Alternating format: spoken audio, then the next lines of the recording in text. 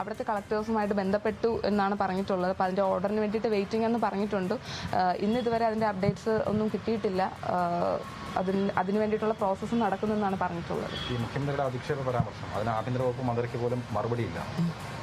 അതെ, അത് ഞാനിപ്പോഴും സൂചിപ്പിച്ചിട്ടുണ്ടായിരുന്നു. അദ്ദേഹത്തിന് അതിൽ വിഷമമുണ്ട്, ആഭ്യന്തര വകുപ്പ് മന്ത്രിക്ക് അതിൽ വിഷമമുണ്ട്. പക്ഷേ ഇത് ചിന്തിക്കേണ്ടവർ, ഇത് പറയേണ്ടവർ അത് പറയുന്നില്ല. അതിനുള്ള കാര്യങ്ങൾ അത് അവരെന്താണെന്ന് വെച്ചാൽ അവരത് തീരുമാനിക്കണം.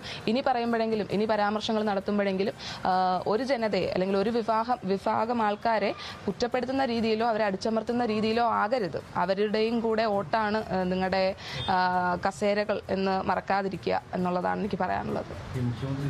ിലേക്ക് അവിടെ പോയി ജ്യോതിഷ് കാണുന്നുണ്ട്. അപ്പോൾ മുതലപ്പുഴയിലേക്കും വിഴിഞ്ഞത്തേക്കും വരണം എന്നൊരു ആവശ്യം കൂടി പൊതുവായിട്ട് ഉന്നയിക്കപ്പെടുന്നു. ഇല്ല, ഞങ്ങൾക്ക് അങ്ങനെ ഒരു ആവശ്യമില്ല.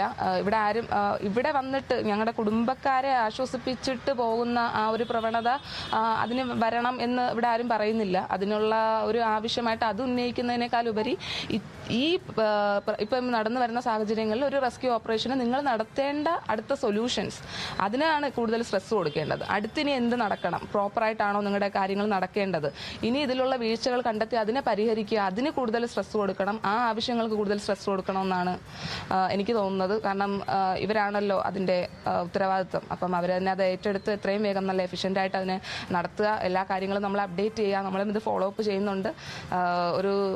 ഒരു നല്ല തീരുമാനം എല്ലാവരുടെ വശത്തു നിന്നുണ്ടാകട്ടെ എന്നാണ് ആഗ്രഹിക്കുന്നത്. സർക്കാർ ഒപ്പം ഉണ്ടെന്ന് വരുന്നുണ്ട്. ഇപ്പം 2 മന്ത്രിമാർ വരുന്നു, അപ്പം 3 മന്ത്രിമാർ മൊത്തത്തിൽ വന്നു. സർക്കാർ ഒപ്പം ഉണ്ടെന്ന് വരുന്നുണ്ട്.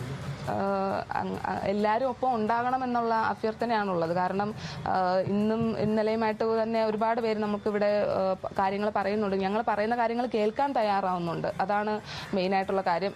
കേൾക്കാൻ തയ്യാറാവുന്നതിലുപരി ഇതിന് വേണ്ടിയിട്ടുള്ള ആക്ഷൻസ് എത്രയും വേഗം എടുക്കാമെന്നാണ് അവർ നമുക്ക് ഉറപ്പ് വരുന്നത്. അതുകൊണ്ട് തന്നെ നമുക്കത് പ്രോപ്പറാണ്. അതുകൊണ്ട് അതിൽ വിശ്വസിക്കാതെ വേറെ വഴിയൊന്നുമില്ലല്ലോ നമ്മുടെ കയ്യിൽ. Thank you.